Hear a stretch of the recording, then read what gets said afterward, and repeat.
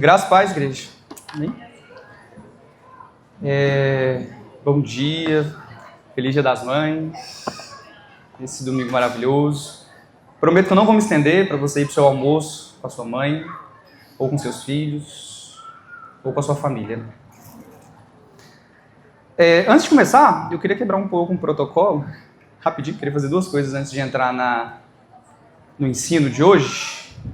Primeiro, avisar que o Guilherme, a Ana e a Bebel estão viajando, estão chegando. Estava até falando acho que foi com a Ana Gleide, eu falei, cara, como a Bebel já é viajada, né? Mal nasceu e vive viajando por aí. Amém, obrigado. Mas fora isso, eu queria fazer duas coisas bem rapidinho. Primeiro, eu queria contribuir para aquilo que a Aline e a Fernanda falaram aqui. A Fernanda falou que hoje, a Aline falou semana passada, sobre esse desafio de nós decorarmos as Escrituras. Eu queria contribuir com vocês como eu decoro as Escrituras. Eu queria passar como que eu faço isso, talvez isso pode ajudar vocês de alguma forma. A técnica que eu uso é o seguinte, a gente tem 4 versículos para decorar, certo? Então você vai pegar um papelzinho, seja um bloquinho de notas, um post-it maior, ou uma folha de caderno mesmo que você consiga recortar. Aí você, de um lado, vai escrever os 4 versículos à mão, e do outro, você vai escrever os mesmos versículos, só que só com as iniciais de cada palavra. Então, em vez de você escrever todos os salmos, palavra por palavra, não tem ninguém ali, eu ia pedir para colocar o salmo, mas não tem problema não. Você vai pegar a letra inicial de cada palavra. Então, você vai escrever do mesmo jeito, só que só com a letra inicial. Aí você escreve os 4 versículos também de um lado. Por quê? O nosso cérebro ele é ótimo em completar o que está lá. Então, na hora que você olhar só as iniciais, o seu cérebro sozinho já vai começar a completar o versículo. Então, você lê o versículo todo, os 4. Eu recomendo começar um por dia. Então, você pode colocar os 4 num papel só, lê o primeiro, todinho, vira e tenta ler ele só com as iniciais. Você vai ver que você vai conseguir. E aí, o que eu faço? Eu aproveito que esse papelzinho é pequeno, eu coloco ele em algum lugar que eu vou ter acesso ao longo do dia todo. Então, seja no meu celular, na capinha atrás, seja no bolso da minha calça que eu vou usar durante o dia. E aí, sempre que eu pego no meu celular, ou sempre que eu ponho a mão no bolso e eu vejo que o papel tá lá, eu leio. Se eu tiver tempo, lógico. Se eu não estiver muito ocupado, eu paro e leio. Então, às vezes eu sou professor, às vezes eu tô na sala, eu bato a mão no bolso, eu pego o papel e leio, assim, no meio da aula. Enfim. Mas aí eu faço. Então, aí eu tento ler o versículo sempre pelo lado que tá só as iniciais. Se eu não conseguir, aí eu viro, tento ler de novo, volto e tento ler só pelas iniciais. Eu vou fazendo isso ao longo do dia. Você vai fazer isso umas 10, 8 vezes ao longo do dia. Chega no final do dia, você consegue ler sem o papel. Você já consegue ler o versículo 1 sem nada. Então você já decorou aquele versículo 1. Aí você vai fazer isso pro 2, pro 3 e pro 4, um por dia. Aí, ou seja, nós temos 4, né? Então você vai fazer isso segunda, terça, quarta e quinta. Então até quinta-feira você já decorou os 4. De quinta-feira pra frente até domingo, aí o seu esforço é falar os 4 juntos. Então você decorou eles individualmente por dia. E da quinta-feira pra frente, você vai tentar ler ele todinho, sem olhar os versículos, tá? Só para contribuir a forma que eu uso para decorar os versículos da Bíblia. A segunda coisa que eu quero fazer, antes de nós irmos para o ensino, prometo que eu vou ser rápido. Eu quero contar 2 testemunhos. E eu vou ser rápido, tá? O primeiro testemunho que eu quero contar é que assim que a Liz nasceu, a gente fez o teste do pezinho e eu não sou da área da saúde, tá? Então, por favor, pessoal da saúde, não me matem. Vou falar como eu entendi, tá? O que foi passado pra gente. Uma das coisas que o teste do pezinho detecta é a anemia falciforme. E no teste do pezinho da Liz tinha dado uma variação. Não tinha nem dado que ela tinha e nem que ela não tinha. Eu nem sei se o teste do pezinho de fato detecta que ela tem. Mas ele deu essa alteração na questão da anemia falciforme. E aí a gente meio que ficou desesperado, né? A gente orou. E aí eu fui pesquisar o que era e etc. E assim, eu não sei se alguém aqui tem ou se tem algum parente que tem, mas é uma doença que não tem cura, tem tratamento, mas que ao longo da vida limitaria ela em um monte de coisas. E nos restou orar. Quem era do nosso PG sabe que toda semana eu estava lá pedindo para que Deus, né, intercedesse sobre isso. E a minha oração era que, se fosse da vontade dele, que não fosse nada, eu pedia isso para ele, porque é isso que nos cabe como cristão. A gente não declara, a gente não ordena, a gente pede. E foi o que eu fiz. Eu pedi para o Senhor para que não fosse nada, mas pedi para ele também que, se fosse, de fato, se ela tivesse essa doença, que ele nos fortalecesse e nos desse capacidade de entender que isso é para a glória dele e o melhor para nós e para a vida dela. E graças a Deus, sexta-feira saiu o resultado. Aí ela teve que tirar sangue, tadinha. Assim, eu não sei se vocês já tiraram sangue do seu bebê. É uma coisa muito ruim. Porque ela quase não tem sangue, então o sanguinho demora para sair. Então foi um horror, velho, tirando o sangue dela. E aí, saiu o resultado ontem. A gente foi no pediatra e graças a Deus ela não tem nada. Então, amém. Glorificar Ele por isso. O segundo testemunho que eu queria dar é que a gente, para quem é mais próximo da gente, sabe que o nosso carro deu PT. Bateram no nosso carro e deu perca total. E a gente está mais ou menos um mês sem carro. Sim, quase uns 2 meses. E até por isso que a gente mora em Goianira, né? Então fica um pouco difícil vir para cá sem carro.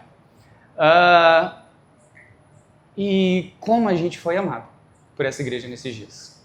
Eu acho que a gente andou nesses tempos de uns 8 carros diferentes, emprestados. E eu não sei vocês, mas eu cresci ouvindo frases como 2 coisas que você não empresta para ninguém, cartão de crédito e carro. Só que a nossa igreja é doida demais. Então assim, eu quero agradecer à igreja, a todos aqueles que se dispuseram a emprestar o carro pra gente, a que se dispuseram a dar uma carona pra gente, de novo, né? Não é uma carona aqui pro lado, né? É uma carona lá pra Goianira. Tiveram gente que se dispôs a nos buscar, a nos levar.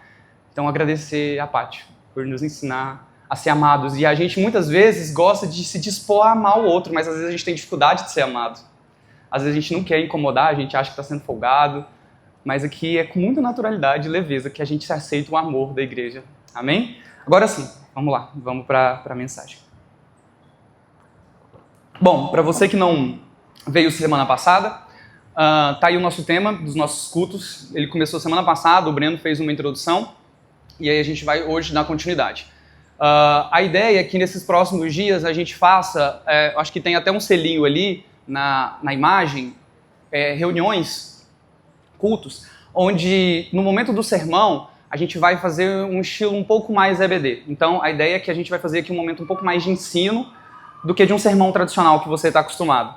Então a ideia aqui, então talvez se você está vindo aqui e não veio semana passada e vai estranhar um pouco o jeito que eu vou falar, talvez não vai parecer tanto um sermão, vai parecer mais um ensino, mas é porque esse é o nosso objetivo mesmo, tá? A gente, na semana passada, começou e a gente tinha finalizado uma série sobre a cruz de Cristo e o sacrifício de Cristo na Páscoa.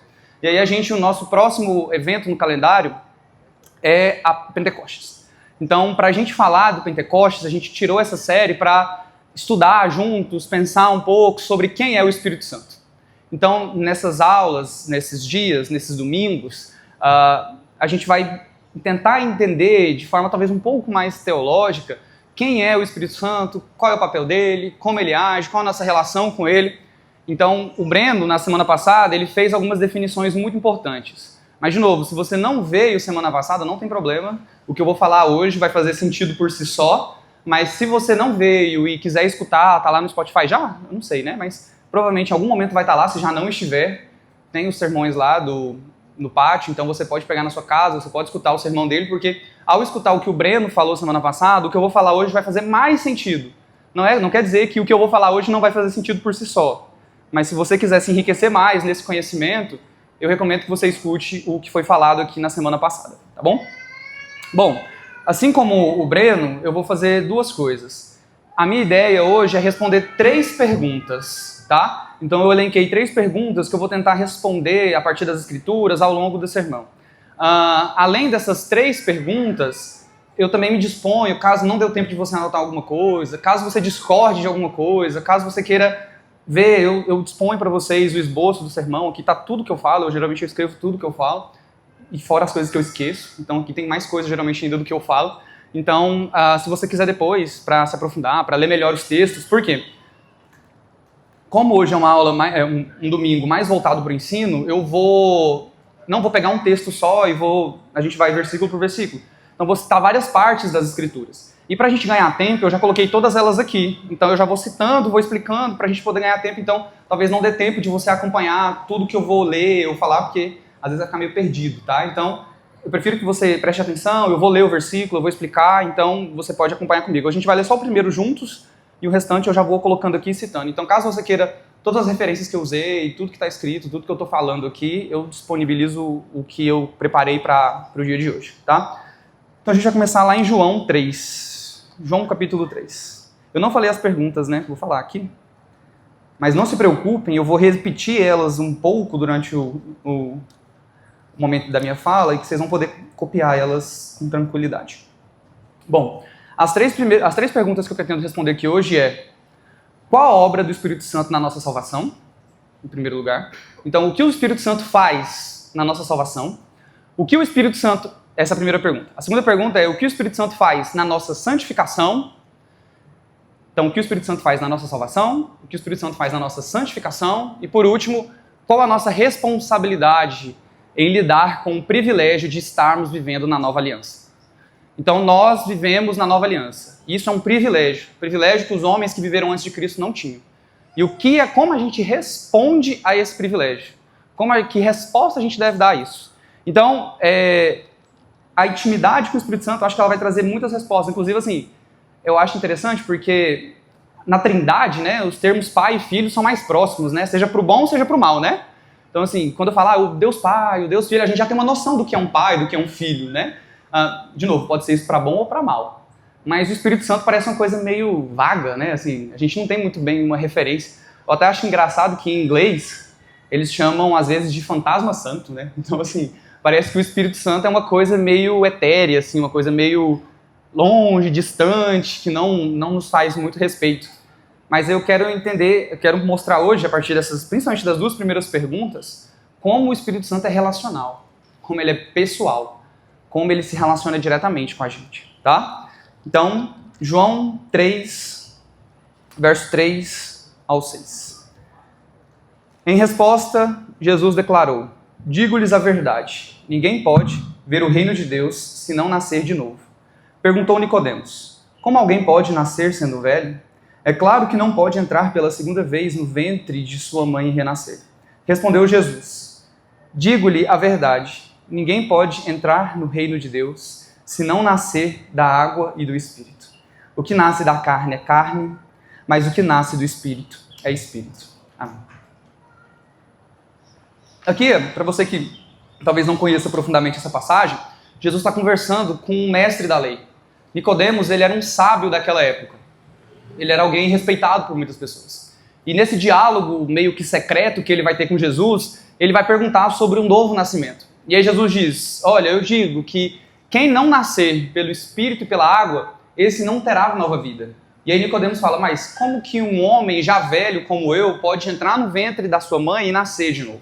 E aí Jesus até fica, de certa forma, admirado e pergunta para ele: como que essas coisas estavam escritas? Você é um mestre da lei, como que você não sabe dessas coisas? Então, aqui, nessa primeira parte do ensino, de novo, a gente está tentando responder qual é a obra do Espírito Santo na nossa salvação. É muito claro que a obra da salvação é um agir do Espírito Santo que nos lava a nossa alma e ele é expresso através do batismo.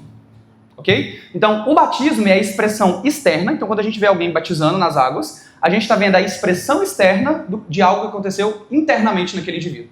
Então, ele vai falar que o lavar é pelo Espírito e pela água. O Espírito lava a nossa alma, nos lava internamente, e externamente o batismo demonstra publicamente como uma profissão de fé, como para que todos vejam aquilo que aconteceu internamente nos nossos corações e na nossa alma. Ok? Então, isso nos dá a convicção de que quem realiza a nossa salvação é o Espírito Santo. E a gente vai entender como. Como que ele faz esse lavar. Em João, capítulo 1, verso 12 e 13, como eu disse, não precisa abrir, eu já vou ler. Contudo, aos que o receberam, aos que creram em seu nome, deu-lhes o direito de se tornarem filhos de Deus, os quais não nasceram por descendência natural, nem pela vontade da carne, nem pela vontade de algum homem, mas nasceram de Deus. Esses dois versículos eles são claros sobre como ocorre a obra da salvação na nossa vida e muito mais, como não ocorre essa obra da salvação. Ele fala, essa obra da salvação ela ocorre pela fé. E aí ele continua dizendo, ela não acontece por descendência, por hereditariedade. Ou seja, não quer dizer que você nascer num lar cristão, que seus pais forem cristãos, isso se estende a salvação a você. A salvação, ela é individual, subjetiva. Então ele está falando, não é por herança. Não tem como, é lógico, nós como pais, discipulamos, ensinamos os nossos filhos. Mas quem faz a obra da salvação dos nossos filhos é Deus, é o Espírito Santo, não somos nós. Então ele está dizendo, não é de uma descendência natural, também não é pela vontade da carne. Então aqui fica muito claro também que a obra da salvação não é uma vontade nossa. Não é você, já... E assim, eu acho que são frases... Não acho que nem tem nada de errado, assim, né? Mas a gente, do mundo evangeliquez, a gente tem alguns termos engraçados, né? Que aí, geralmente, assim, quem quer aceitar Jesus? Se isso fosse levado ao pé da letra, ninguém nunca levantaria a mão. Porque ninguém quer aceitar Jesus. É Cristo que nos atrai para Ele. É o Espírito Santo que faz essa atração. Porque olha o que ele está falando aqui, ó. Essa salvação não é por descendência natural e nem pela vontade da carne, nem pela vontade de algum homem. Então, homem nenhum, pela sua própria vontade, chegaria a Cristo. Homem nenhum, pelo seu próprio desejo carnal, se chegaria a Deus. Nem pela vontade da carne, mas nasceram de Deus. Então, quem faz o novo nascimento, quem manifesta a obra da salvação, é o Espírito Santo. Não é hereditariedade e não é por um esforço humano para conseguir essa salvação. A obra da salvação também, e isso precisa ficar muito claro, ela é um fruto da Trindade.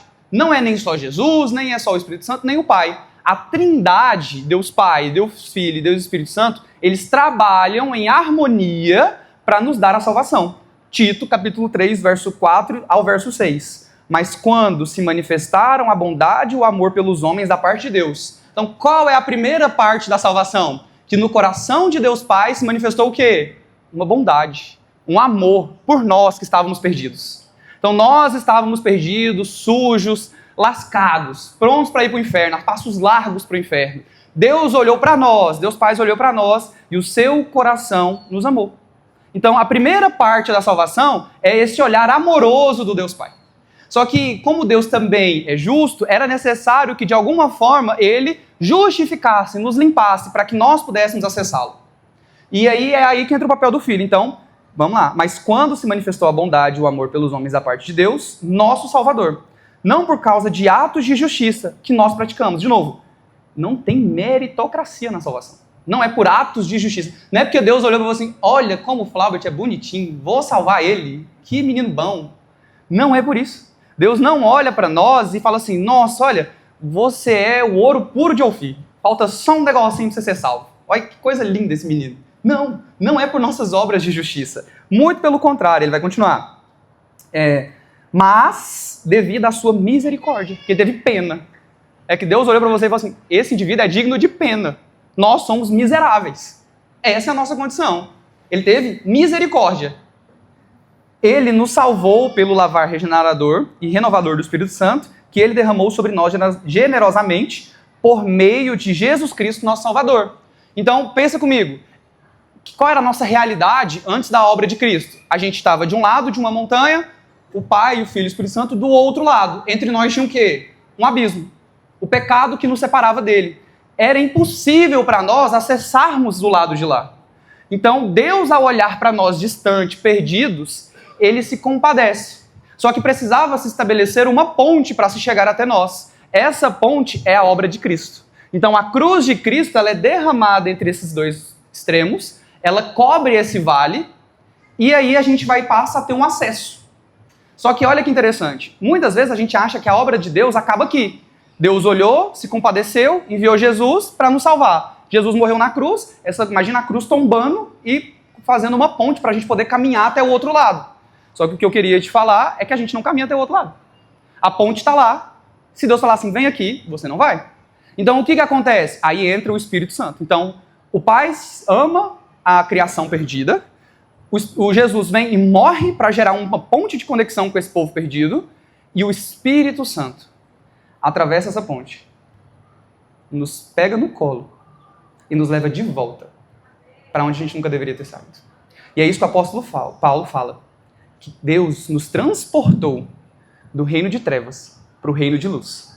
Não fomos nós que caminhamos até o reino de luz. Ele nos transportou. Através de quem? O Espírito Santo. Então quem faz o caminhar dessa ponte para nos salvar, nos pegar no colo e nos levar até o Deus Pai e o Deus Filho, para que a gente possa ter comunhão com Deus, é o Espírito Santo. Não há mérito nenhum nosso na salvação. Você não é salvo porque você é um bom pai, um bom esposo, um bom filho. Não é por isso. Você é salvo porque Deus teve misericórdia.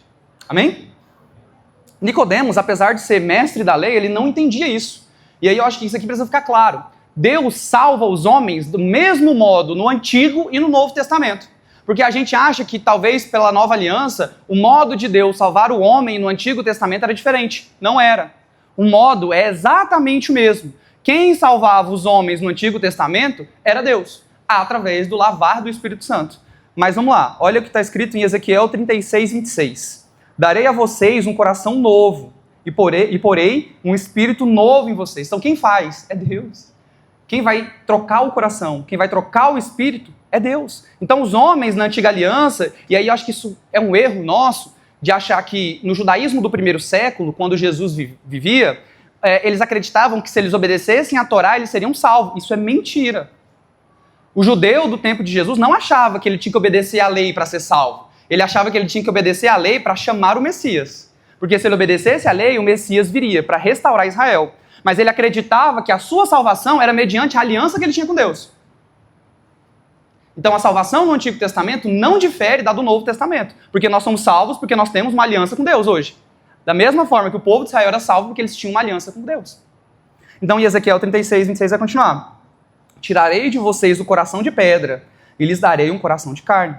Deuteronômio 36. O Senhor seu Deus circuncidará o seu coração e o coração de seus descendentes, para que vocês amem o Senhor seu Deus de todo o coração e de toda a alma, para que vocês tenham vida. Ou seja, quando que nós vamos passar a amar o Senhor no Antigo Testamento? Os homens. Quando Deus circuncisar a pele, a carne desses homens? Não, o coração. Então Deus, os judeus, os israelitas, eles só tinham capacidade de amar ao Senhor, não porque eles faziam parte do povo de Israel, mas porque Deus operava no coração deles uma circuncisão. Assim como Deus, nós não amamos a Deus hoje porque nós somos batizados, mas porque o Espírito batiza o nosso espírito. Amém? Então, vamos rapidinho. Se a gente está falando de salvação, eu queria rapidamente tirar algumas coisas da frente para a gente entender o que não é salvação.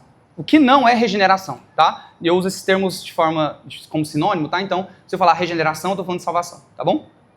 Então, em primeiro lugar, regeneração não é meramente ser batizado e dizer, eu me arrependi. De novo, né? As nossas igrejas têm um costume de, não tão mais, né? Mas assim, ainda existe esse costume de o pastor prega, ele vai lá e faz um apelo, as pessoas vêm à frente, choram, se arrependem, recebem uma oração, e aí logo depois de um tempo elas são batizadas. Nada de errado com isso. Não acho que seja necessário a pessoa vir à frente para dizer que ela se arrependeu, mas se veio, acho que não tem problema nenhum com isso. Às vezes a gente cria algumas coisas que o pessoal fica criticando isso, mas nada demais. Só que, o que é importante? Saber que esse ato externo de vir à frente, receber uma oração, falar que creu, ser batizado, de nada vale se isso não refletir um ato interno primeiro. Então, dizer que crê, dizer que se arrependeu, precisa antes ser de dentro para fora, precisa haver um lavar interno primeiro, um arrependimento do coração que se expressa externamente. Porque se esse arrependimento, se esse movimento de ser batizado, de levantar a mão, de vir à frente, for único e exclusivamente um ato externo, achando que o externo vai moldar o interno, isso não é salvação. Primeiro, brota-se o interno para depois se moldar o externo. O nosso externo, a nossa moralidade, as nossas ações, elas são moldadas previamente por uma mudança interna do coração. Não o contrário. Então, isso não é salvação. Segunda coisa que não é salvação. Não é uma reforma moral. Salvação não é um puxadinho na sua vida. Não é uma melhorinha. Salvação não é você deixar de fazer um pecado que você não cometia e passou a melhorar. Então, não é porque você roubava da sua empresa e agora você passou a ser justo, trabalhar honestamente, que você passou a ser salvo. Ou seja, salvação não é uma reforma moral. Ele não pode ser apenas uma certa melhora. Eu vou aqui me performar melhor como cidadão. Vou ser um pai melhor, vou ser um esposo melhor, vou ser um empregado melhor, vou ser um patrão melhor. Não é isso.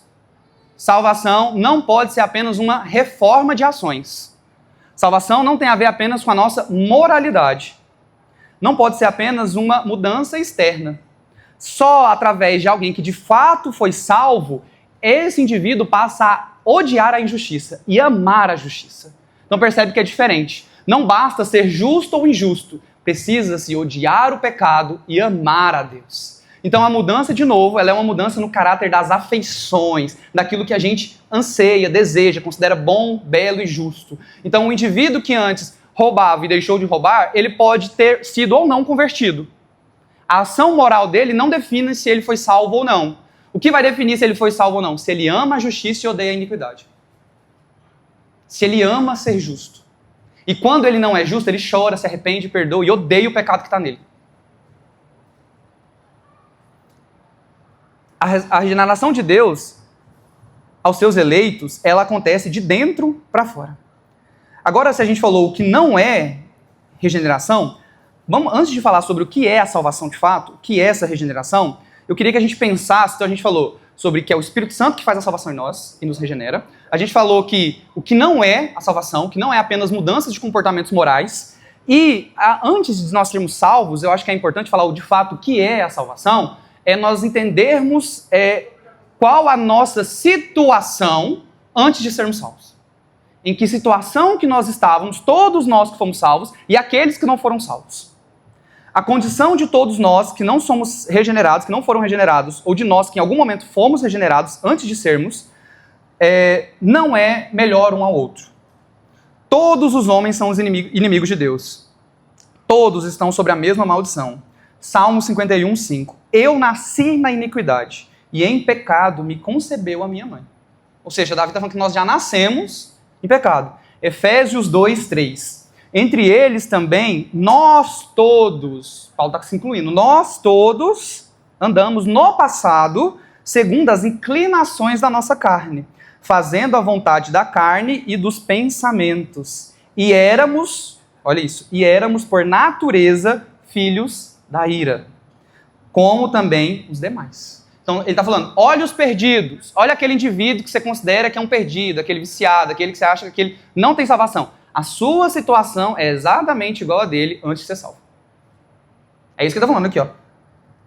E éramos, Paulo está se incluindo, por natureza filhos da ira, como também os demais, ou seja, os que ainda não foram salvos. Nós que fomos salvos, antes de sermos regenerados, éramos exatamente iguais àqueles que não foram salvos. E aqui eu acho muito importante a gente perceber uma aplicação disso na nossa vida. Qual é a aplicação importante? Que a gente costuma pregar pouco evangelho para quem é bom. E a gente deixa pessoas boas irem para o inferno só porque elas são boas. O que eu quero dizer? Sabe aquele viciado, o cara que é drogado, o cara que, sei lá, é todo pecador, que está no presídio? Esse cara a gente tem certeza que a gente precisa pregar o evangelho para ele, né? Então assim, se a gente puder, a gente vai falar do evangelho para ele. É um cara ruim, pessoa horrível, né? Nem os pais amam o cara. Então assim, sabe aquele tio da família que ninguém gosta dele? A gente sabe que de alguma forma a gente tem que pregar o evangelho para aquele cara. Sabe aquela prima LGBT que ninguém gosta mais dela, que ela é excluída da família, que ela nem vai nas reuniões da família? A gente sabe que a gente tem que pregar o evangelho para ela. Só que para quem que a gente não prega o evangelho? Para quem já é moralmente corretinho, como a gente acha que tem que ser. Então a gente pega aquela pessoa, um pai, um filho, um irmão, alguém que é correto, ele é um bom esposo, ele é certinho, ele paga as contas dele, ele não pede dinheiro emprestado para ninguém, não pega carro emprestado com ninguém. Ele é uma boa pessoa, né? Ele é uma pessoa do coração bom, ele ajuda as pessoas que precisam. A gente acha que as pessoas, de alguma forma, por ela ser boa, Deus vai no último dia lá e fala assim, não, vou salvar esse cara, ele é bom. Ele não precisa de arrependimento. E deixa eu dizer uma coisa, sabe esse indivíduo bonzinho? Provavelmente tem alguém que você conhece que é desse jeito, mas não, aquela pessoa que fala assim, só faltava Jesus nessa pessoa. Sabe essa pessoa? Ela está na mesma condição para salvação do que Hitler. E isso nos choca. Porque a gente fala assim, como uma pessoa boa pode ir para o inferno, para o mesmo lugar que um assassino como Hitler foi? Isso não é justo. Não é razoável. Não pode ser. Mas é isso que Paulo está falando. Só há um modo de acessarmos os céus. Só há um modo de acessarmos a Deus, que é através da regeneração e salvação, não feita por boas obras, mas feita pelo agir do Espírito Santo na nossa vida. Então a nossa posição antes de sermos salvos e daqueles que não são salvos é a mesma. Todos nós somos maus e ruins. Lógico, a níveis diferentes de malignidade. Eu não estou querendo dizer que o seu parente é tão quão mal igual Hitler. Eu não estou querendo comparar os dois, falar que eles são a mesma pessoa. Óbvio que não. Mas da mesma forma que há níveis diferentes de santidade, há níveis diferentes de malignidade. E não é porque uma pessoa é mais má do que a outra, é mais mau caráter do que a outra, que isso torna mais digna do inferno do que a outra. Que é isso que a gente fala, né? A gente fala assim, nossa, esse indivíduo é tão ruim que vai sentar no colo do capeta. Né? Isso a gente fala, a gente pega assim, um indivíduo ruim e fala assim, não, esse vai ser mais castigado do que os outros. Não é assim que funciona. Todos são dignos da ira de Deus. sejam bons moralmente ou maus moralmente. Então não é a moralidade que nos salva e leva para o céu. Agora a gente vai falar sobre o que é a salvação. Como ela acontece. O Espírito Santo, por ser onisciente, conhece a nossa natureza. E eu já estou quase finalizando, tem mais 2 pontos para falar, mas eles são menores, tá? Esse ponto é mais importante, então eu dediquei um tempo maior a ele. Os próximos pontos eu vou passar com eles um pouco mais rápidos, tá? O Espírito Santo, por ser onisciente, conhece a nossa natureza perfeitamente. E por isso, sabe com exatidão como operar nela sem nos danificar, sem nos machucar, sem nos forçar. O que eu estou querendo dizer com isso? Todo indivíduo que é salvo, regenerado, a obra do Espírito Santo, ele não se sente obrigado a aceitar Jesus. Não é como se Deus estivesse arrancando a gente, por mais que Ele esteja arrancando a gente do pecado, não é como se a gente estivesse sendo arrastado, obrigado. Igual quando seu filho já é adolescente, você quer levar ele para algum lugar, né? Aí você tem que arrastar aquele indivíduo para aquele lugar que você quer levar ele. Não é assim que o Espírito Santo age em nós. Ele é onisciente, ele conhece cada detalhe do nosso coração. Então ele sabe se tornar agradável a nós. Então, somente através da ação do Espírito Santo é que Deus deixa de ser rejeitado e passa a ser agradável. Então, Deus, por ser onisciente, ele nos atrai, o Espírito Santo, ele age no nosso coração para tornar Deus para nós algo desejável. Filipenses 2,13. Porque Deus é quem efetua em vós tanto querer como realizar. Então, ele realiza e ele efetua em nosso coração o querer, o desejo de desejá-lo. Deus trabalha tanto no desejo quanto na ação, tornando a obediência um querer interno. Então o cristão, ele não obedece porque ele se sente obrigado a obedecer, ele deseja obedecer. Então o cristão, quando ele olha para o Sermão do Monte, quando ele olha para a lei, ele quer obedecer.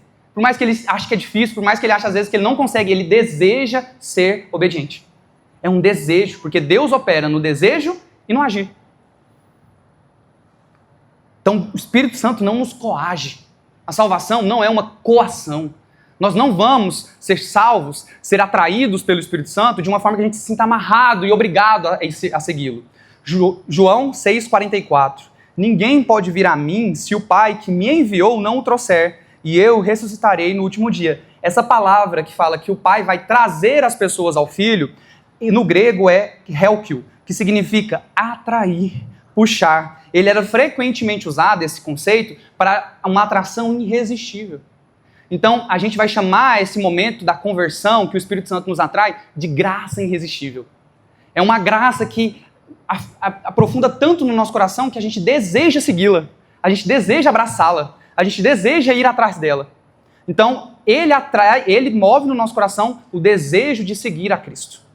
Por isso que eu acho que talvez todas as vezes que eu tive a oportunidade de falar aqui, eu falei sobre o deleite em Deus. Não dá para ser cristão sem não se deleitar no Senhor. Porque ele age no nosso coração para gerar esse deleite. Como diz o Lucas, eu falo disso toda vez. E mais uma oportunidade eu vou falar. Porque nós precisamos entender que não dá para ser cristão odiando a Deus. Para ser cristão tem que deleitar-se nele. Primeira coisa então é essa. O Espírito Santo não nos aleja, ele não nos impõe, ele não arranca de nós, ele não nos oprime para nós aceitarmos. Segunda coisa. A obra do Espírito Santo na regeneração das almas precisa ser estudada claramente por cada um de nós. Para entender que a obra da regeneração, a obra do Espírito Santo acontece através do quê? Do proclamar a palavra de Deus. E isso traz para nós uma responsabilidade. A fé vem pelo ouvir, e ouvir a palavra de Deus. Ou seja, eu e você, Romanos 10:17, eu e você somos chamados a proclamar a palavra de Deus. E enquanto nós proclamamos a palavra de Deus, o Espírito Santo vai agindo nessa obra irresistível de atrair as pessoas para Ele. Mas isso, uma parte cabe a nós. Qual a parte? De proclamar o Evangelho. Cada um de vocês, não só de mim, que estou aqui, ou só de quem prega. Todos nós somos responsáveis de compartilhar o Evangelho com aqueles que nos rodeiam. E ao compartilhar a palavra de Deus, o Espírito Santo torna Deus desejável para aquela pessoa que escuta o Evangelho. Então, quem faz a conversão de alguém, quem leva alguém a Deus, não somos nós. A gente até pode pregar o Evangelho, mas não é você que converte ninguém. Você é o instrumento que fala a palavra de Deus. E quem torna a palavra de Deus desejável é o Espírito Santo. Agora, eu vou falar rapidamente sobre o processo que acontece no coração do indivíduo, ou na vida do indivíduo, que está sendo salvo, que está sendo regenerado. Óbvio, não estou querendo dizer que todo mundo tem que passar pela mesma experiência, que tem que ser exatamente igual para todo mundo. Mas eu vou desenhar de linhas, de formas gerais, o que acontece no coração, até mesmo para você avaliar o seu coração, o que acontece no coração do indivíduo quando ele está passando por esse momento de regeneração, de salvação. A primeira coisa que acontece é que o Espírito ilumina ou esclarece o entendimento, capacitando a pessoa a conhecer e a entender espiritualmente as verdades reveladas. 1 Coríntios, capítulo 2, verso 8 a 11. Nenhum dos poderosos desta era o entendeu, pois se o tivessem entendido, não teriam crucificado o Senhor da glória. Todavia, como está escrito, olho nenhum viu, ouvido nenhum ouviu, mente nenhum imaginou o que Deus preparou para aqueles que o amam. Sempre que você escuta esse verso, ele está ligado ao quê, geralmente? Quando alguém cita esse verso, é um verso relativamente conhecido. Geralmente, quando as pessoas estão falando esse verso, elas estão... O que vem na sua cabeça? Pelo menos na minha, vem o paraíso, não é? Geralmente, esse verso ele não está associado às coisas que hão de vir, mas não é sobre isso que Paulo está falando.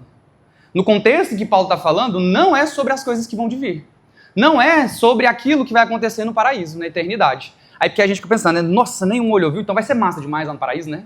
Vai ser um trem muito diferente, assim, a gente não consegue nem imaginar. Geralmente, pelo menos a minha vida toda, quando eu ouvia a explicação desse versículo, era isso que eu achava. Mas olha sobre o que Paulo está falando aqui.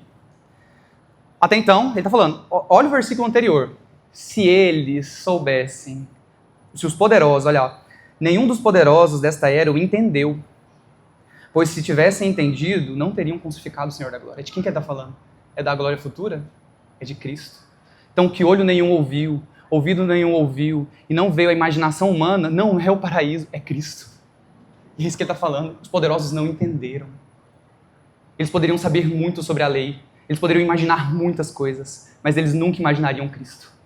Tem até uma frase que eu gosto muito, que ele fala assim, ó, de um teólogo, o Deus cristão precisa ser verdadeiro, porque o homem nenhum, orgulhoso do jeito que a gente é, inventaria um Deus humilde.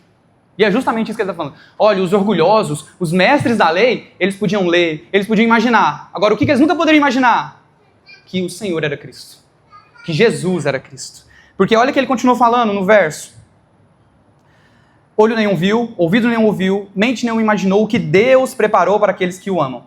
Mas Deus o revelou a nós por meio do Espírito. Quem que o Espírito revelou a nós? Jesus. Então, e aí a gente geralmente cantava músicas assim, né? O melhor de Deus ainda está por vir. Já veio, é Cristo. O que olho nenhum viu, ouvido nenhum ouviu, o que nós não poderíamos imaginar, o melhor de Deus. Porque o problema é que às vezes a gente acha que vai para o céu, e quando chegar lá no céu, vai ter um outro Deus que não é Jesus. Deixa eu falar, quem vai estar lá é Jesus. Então a gente fica esperando um Deus superior, um Deus maior, um Deus mais poderoso, que solta raio laser pelos olhos, alguma coisa diferente. Sabe quem vai estar lá? Alguém cheio de cicatrizes sentado no trono. É isso que nenhum dos poderosos poderia imaginar. É isso que nenhum dos poderosos podia cogitar que aconteceria. Então, a obra de Deus, quando nós... Por isso que eu falei, né? O nosso papel de compartilhar o Evangelho é fundamental. Por quê? Porque enquanto nós compartilhamos o Evangelho, quando nós compartilhamos as Escrituras, o Espírito Santo traz o que às pessoas? Uma iluminação. Essa iluminação não é da racionalidade. Então, a pessoa ela pode ser inteligente o que for, ela pode entender o que for. Se o Espírito Santo não iluminar a mente dela para entender as Escrituras, ela não vai. Então ela pode vir a vida toda dela na igreja. Ela pode ler a Bíblia quantas vezes for necessário até o fim da vida dela. Se o Espírito Santo não iluminar o entendimento, aquela obra da palavra só vai ficar na mente, não vai entrar pro coração. E a primeira coisa que acontece no coração do indivíduo que está sendo salvo é a iluminação. Quando ele lê as Escrituras, quando ele ouve uma mensagem que talvez ele já ouviu inúmeras vezes, quando ele lê uma passagem que ele já leu centenas de vezes, e um dia dá um clique. E ele vê aquilo tudo de maneira diferente. Tudo aquilo que ele já leu inúmeras vezes e que ele até entendeu racionalmente, agora faz total sentido. Agora aquilo entra no coração dele e ilumina a alma dele. Segunda coisa que acontece com o indivíduo que está sendo salvo. Traz convicção, depois dessa iluminação, o indivíduo ele tem uma convicção do pecado. Isso decorre da pregação da palavra. 1 Coríntios 14, 24 e 25. Mas se entrar algum descrente ou não instruído, quando todos estiverem profetizando, ele por todos será convencido de que é pecador, e por todos será julgado, e os segredos do seu coração serão expostos. Assim ele prostrará o rosto em terra e adorará a Deus, exclamando, Deus realmente está com vocês. essa passagem que a gente leu, de Coríntios, Paulo está falando sobre dons. E ele está falando para a igreja de Corinto, olha, não fica todo mundo falando em língua não, porque senão quando entrar alguém que não é da igreja de vocês, achar que vocês é doido, todo mundo falando em línguas estranhas, em línguas diferentes.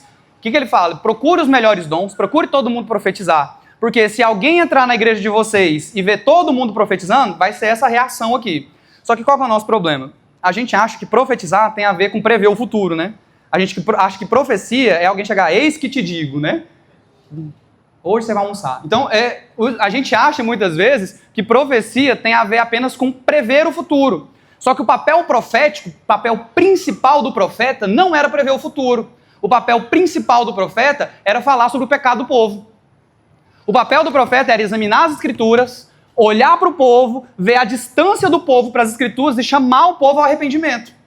E é isso que ele está falando. Ao invés de todo mundo ficar falando em línguas estranhas, profetizem, denunciem os nossos próprios pecados. Porque, deixa eu te falar, o profeta também não é aquele profeta. Tem uma profeta na internet que eu acho ela ótima, que ela manda todo mundo pro inferno, né? Já viu uma? Que ela é meme. E aí, o profeta não é esse que sai mandando todo mundo pro inferno também, não. Sabe por quê? O profeta, antes de tudo, ele se vê como parte do problema. Que é isso que Isaías fala. Ai de mim, porque eu habito em um povo de lábios impuros. E deixa eu te falar, não é a língua do povo que Deus toca, é a própria língua de Isaías. Então, quem é impuro, em primeiro lugar, é o próprio profeta. Então, quando eu profetizo sobre o pecado do povo, antes de tudo, eu entendo que esse é o meu pecado. Então, o que ele está falando aqui? Olha, ao invés de vocês ficarem falando coisas estranhas no púlpito, ou línguas estranhas, todo mundo, profetizem, denunciem os pecados de vocês mesmos, se arrependam. Porque o indivíduo, quando ele entrar na igreja e ver todo mundo falando da nossa maldade, da nossa depravação e de quanto nós precisamos de Cristo, esse indivíduo vai prostrar o rosto ao chão e vai falar assim, eu também preciso desse Deus. Então, a segunda coisa que acontece no coração do cristão, enquanto está sendo regenerado, é uma convicção de que ele é pecador. De que ele é cheio de pecado. De que por mais moralmente correto que ele for, ele ainda é uma pessoa do coração ruim. Que deseja coisas más. Que tem pensamentos ruins.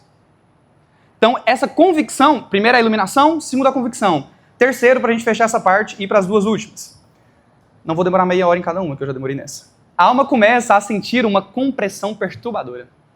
Então, esse indivíduo, quando ele reconhece o pecado dele, quando ele olha para si mesmo e se vê como pecador, aquilo começa de alguma forma a esmagá-lo. E ele começa a perceber, de novo, que ele não precisa de uma reforminha, de que ele não precisa mudar só algumas coisinhas. Ele começa a se reconhecer, eu mereço o inferno. Eu não sou digno de nada. E aí, eu acho que só quando eu e você, mesmo sendo cristãos, e aí eu me pergunto, tá? Se mesmo a gente sendo cristão, se mesmo a gente estando hoje, se Deus mandasse você hoje pro inferno, no inferno você conseguiria olhar para ele e falar assim, ele foi justo. Porque deixa eu te falar, se Deus hoje, decidir hoje, mandar todos nós pro inferno, ele foi justo por isso.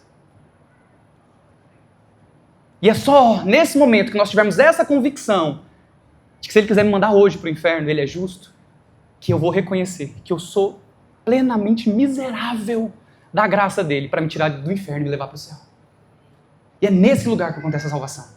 Quando nós reconhecemos que se Deus me mandar para o inferno, hoje ele está sendo justo. E que se ele me mandar para o céu, é por pura misericórdia dele. Agora vamos falar sobre Deus na nossa santificação. 1 Tessalonicenses 5, 23 e 24. Que o próprio Deus da paz o santifique inteiramente. Que todo o espírito, alma e corpo de vocês seja conservado irrepreensivelmente na vinda do Senhor Jesus Cristo. Aquele que chama é fiel e fará isso. Olha que interessante, isso é uma oração de Paulo aos irmãos de Tessalônica. Então a gente fechou a questão da salvação, tá? Vamos falar um pouquinho sobre santificação agora, mas é mais curto. Olha essa oração, ele fala que o próprio Deus da paz o santifique inteiramente. Então a oração dele para os irmãos de Tessalônica é que o Deus da paz santifique aquelas pessoas. Então, talvez seja comum para você escutar que nós não somos salvos por obras, certo? Talvez isso que eu apresentei hoje aqui para você é uma coisa que você escuta há muito tempo, que a sua salvação é uma obra exclusiva de Deus, ok? Isso eu acho que é padrão para a gente cristão escutar. Talvez eu só organizei esse pensamento. É uma coisa que talvez você já sabia. Agora, o que muitas vezes a gente não sabe é que a santificação também é uma obra exclusiva de Deus. Porque eu, por muito tempo, achei que eu tinha que me esforçar para ser santo. Eu, por muito tempo, achei que eu tinha que fazer de tudo para a santidade. E eu achava que um indivíduo que era muito santo, eu lia aqueles livros dos heróis da fé e eu falava, cara, como? Como que esse indivíduo pode se esforçar tanto para ser santo? Mas olha o que Paulo está falando aqui em Tessalonicenses. Deus nos chamou para ser santos, e esse é o chamado dele, ok? Ele diz, sede santos porque eu sou santo. Então ele nos chama à santidade. Só que esse chamado é alto demais para nós. Esse chamado é difícil demais para nós cumprir. Então olha a promessa que Paulo está falando aqui nesse verso, lá no finalzinho. Aquele que os chama para quê? Para ser santo. É fiel. E quem vai fazer a nossa santidade? Olha o termo. E fará isso. Quem vai fazer isso? Nós? Não. Ele nos chama e ele faz. Quem nos chama a ser santo é aquele que nos dá a santidade. Então a santidade também é alcançada através da graça, não através da performance. E isso muda o nosso entendimento sobre o que é ser santo. Isso muda o nosso entendimento sobre um homem santo. Então, o que é a santidade? A santidade nada mais é que a implantação, a escrita e o viver do evangelho na nossa alma. Então, o que é ser santo? É quando eu tenho o evangelho imprintado, colado na minha alma e no meu coração. Quando viver pelo evangelho, quando seguir a lei de Deus se torna uma coisa que está dentro do meu coração. Tito 1:1. Verdade que mostra como viver uma vida de devoção. Isso é santidade. Uma verdade que nos mostra como viver uma vida de devoção. Jesus orou, santifica-os na verdade, a tua palavra é a verdade. João 17:17. A santidade do Evangelho é um fruto produzido em nós pelo Espírito Santo. É o Espírito Santo que produz em nós essa santidade. A santidade não é uma obra carnal, humana, ela é uma obra sobrenatural. E nós precisamos ser santos, não pelo nosso esforço, mas porque Deus trouxe a nós a santidade. Porque Ele, de novo, é Deus que nos faz odiar o pecado e amar a santidade. E isso é ser salvo, isso é ser santo. É ter no coração um desejo, um amor pelo que é bom, o que é justo, segundo a palavra de Deus. E rejeitar de forma completa aquilo que é pecado. E essa obra de santidade, ela é uma obra eterna. Ela nos acompanhará na eternidade. Apocalipse 14:13. Eu ouvi uma voz que vinha do céu dizendo, escreva isso, felizes os que de agora em diante morrem no Senhor. Sim, o Espírito, diz o Espírito, eles são verdadeiramente felizes, pois descansarão do seu trabalho. Por que eles poderão descansar do seu trabalho?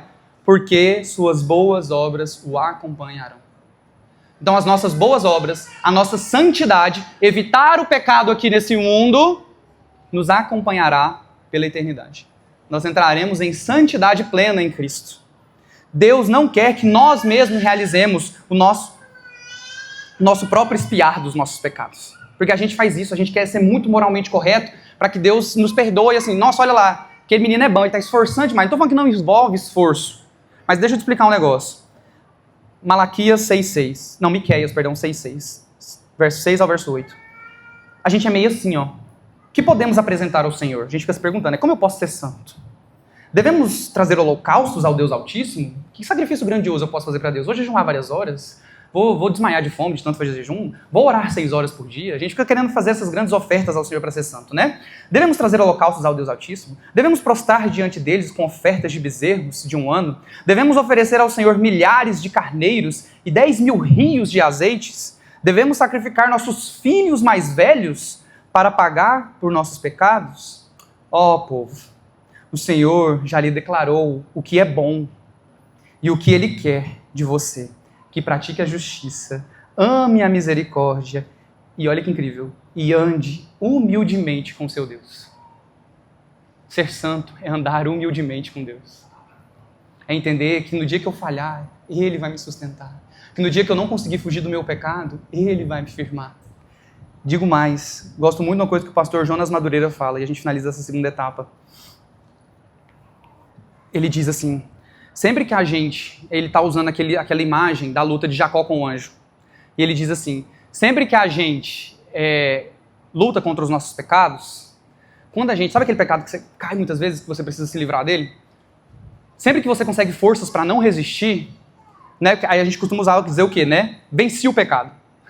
Ele diz, não, Deus te venceu. Quando nós não caímos no nosso pecado, é Deus que nos vence. Ah, e quando eu caio, eu venci Deus? Nunca houve luta. Deus não perde. Quando nós vencemos o pecado, Ele vence. Quando nós não vencemos, não houve luta. Ele deixou a gente entregue aos nossos próprios pecados. Qual deve ser a nossa resposta frente a isso? Então, de novo, se a santidade é algo que acontece de Deus em nós, como que a gente deve de alguma forma responder a isso? Porque também não é possível que a gente não tenha que fazer nada, e a gente simplesmente vai ficar parado assim no sol e a gente vai se tornar santo. Também não é assim. O que acontece em nós e como a gente responde a isso para se tornar santo? Primeira coisa que isso deve lembrar, a nossa incapacidade de ser santo por nós mesmos. Então, quando eu reconheço que quem me torna santo é Jesus, a primeira coisa que deve ter em mim é eu sou incapaz de aperfeiçoar a mim mesmo. Isso me deve dar humildade. Lembra que a gente acabou de ler? Ande humildemente com o seu Deus. Se você consegue evitar os pecados, se você consegue ser uma boa pessoa, ande em humildade. Porque quem faz isso por você é Deus, não você mesmo. Segunda coisa, devemos considerar reverentemente a graça que prometeu fazer aquilo em nós. Aquilo que somos incapazes de fazer. Então, segunda coisa que primeiro a gente tem que andar humildemente. Segundo, a gente tem que reconhecer que a graça que age em nós nos santifica. Então a gente reconhece a ação dessa graça, que me faz me libertar dos meus pecados. Terceira coisa, sabendo que a santidade não é uma obra minha, isso me leva a orar em fé, para que Deus, que fez a promessa de me santificar, me santifique. Então quando eu me olho pecador, quando eu estou naquele dia que eu não orei, quando eu estou naquele dia que eu estou simplesmente falhando, eu preciso orar com fé e pedir, Deus, faça-se agradável de novo para mim. Deus, me atraia novamente. Deus, me santifique. Deus, limpe-me dos meus pecados. Então, a nossa oração deve ser com fé de que Deus vai agir e nos santificar. Em quarto lugar, devemos orar especialmente pela graça de nos conservar em momentos de tentação. Então, todos nós temos concupiscências. Todos nós temos tentações. E quem que no dia lá que você estiver sozinho, no quarto, doido para pecar, quem que vai te segurar e não te deixar pecar? Deus. Não é a sua força. Então nós devemos orar para que nos dias da tentação, no dia que eu vejo aquilo que eu não quero fazer, mas o meu coração deseja fazer, eu preciso orar e pedir que nesses momentos o Senhor preserve a minha santidade. Porque eu sei que ela não é uma obra minha. Por último, jamais devemos esquecer de que é o Espírito Santo que santifica todos os crentes. Salmo 51:10. Cria em mim, ó Deus, um coração puro. Renova dentro de mim um espírito firme. Não expulse-me da tua presença. Não retires de mim teu Santo Espírito. Restaura em mim a alegria da salvação. E olha o que ele vai falar no final. E torna-me disposto a te obedecer. Então quem vai nos tornar disposto a obedecer é o próprio Deus. Ele vai fazer que a gente se incline para a obediência. E para finalizar, eu queria falar o último ponto, e eu vou até aproveitar o vídeo que a gente passou aqui. Existe um princípio na Bíblia, então eu acho que essas duas coisas que eu trouxe nos primeiros pontos, isso nos deve dar descanso, de saber que não é na nossa força. Só que eu ouvi falar que uma boa mensagem, um bom ensino da Bíblia, dá descanso ao perturbado e perturba os que estão descansados. Então se houve descanso para a sua alma, que estava pensando como ser mais santo, como ser salvo, e você pode descansar que agora é o Espírito Santo que vai caminhar com você, agora a gente precisa também entender como responder a essa grande graça de viver nesse tempo onde o Espírito transborda em nós. E existe um princípio no Novo Testamento, que está lá em Lucas 13, numa parábola que Jesus conta, da figueira infrutífera. Conta a história de um homem, de um dono de uma terra, que ele tinha uma figueira. E aí ele vai falar que ele cuidou dessa figueira, ele adubou, ele regou, ele deu tudo que essa figueira precisava. E durante 3 anos ele vai nessa figueira e procura figos. E durante 3 anos a figueira não gera fruto nenhum. Aí ele diz, vamos cortar essa figueira, arrancar, porque ela está inutilizando a terra. E aí vem alguém, esse alguém na parábola representa o Espírito Santo, tá? Que fala assim, calma, deixa eu cuidar dela mais 1 ano, se ela não frutificar ano que vem, a gente arranca. Olha como o Espírito Santo continua intercedendo por nós. E aí ele diz, ok, o que eu estou querendo dizer com isso? Esse princípio é um princípio que Deus irá nos cobrar. Então Deus não estava cobrando nada, né? Porque tudo era Ele que fazia. Mas Deus irá nos cobrar pelas nossas respostas aos privilégios que nós temos. Nós temos inúmeros privilégios espirituais. E a minha pergunta é, o que nós temos feito com esses privilégios? Os homens no Antigo Testamento sonhavam em ver isso aqui completo. Eles não entendiam. Eles andavam meio que no escuro, sem entender a obra. Sabe quando você está num cômodo e a luz está baixa? Não está totalmente apagada, mas ela está baixa. Você consegue ver algumas coisas, mas você não consegue olhar para tudo. Era assim que os homens no Antigo Testamento viviam. Eles não tinham uma consciência completa de toda a obra. Nós temos. A luz se acendeu. Cristo veio, foi revelado. Nós não temos mais um mistério, está aqui, está revelado para nós. Ou seja, nós temos uma responsabilidade maior do que os homens do Antigo Testamento, porque eles viam menos do que a gente vê mais, a gente sabe mais. Então a gente precisa dar uma resposta superior à resposta de Israel. Nós não podemos fracassar como Israel fracassou. Nós, como igreja, não podemos fracassar na resposta, porque nós temos o Espírito Santo abundando em todos nós. E nos revela e nos ilumina todas as Escrituras. E a minha pergunta é, o que nós estamos fazendo em resposta a esses privilégios espirituais que nós temos? E aí eu vou usar o vídeo que a gente viu, porque eu queria perguntar para você. Vou usar um exemplo só. Um exemplo. Você nasceu com o privilégio de ter a revelação completa. Nós temos toda a Bíblia escrita. E você é cristão há 20 anos e nunca leu a Bíblia toda. O que você está fazendo com esse privilégio? Os homens do Antigo Testamento, eles sonhavam em ter tudo isso aqui para ler. E nós temos e nós não lemos. Os cristãos, na maior parte da história, isso muito recentemente, eles não tinham as Escrituras para ler. Quando que eles liam as Escrituras? Somente no culto público de domingo, porque a comunidade geralmente tinha uma Bíblia só. Porque livros escritos eram caríssimos antes da invenção da imprensa. Então o máximo que os cristãos tinham eram trechos, talvez um versículo que eles tinham em casa. E lá eles liam, você tem tudo. O que você está fazendo com esse privilégio?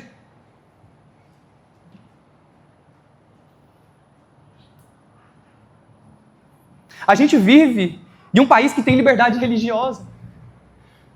Aquele irmão talvez queria andar com a Bíblia no celular, como a gente pode. Ele queria andar com uma Bíblia nas mãos para ler, como a gente pode. Ele queria poder decorar versículos, como a gente pode fazer.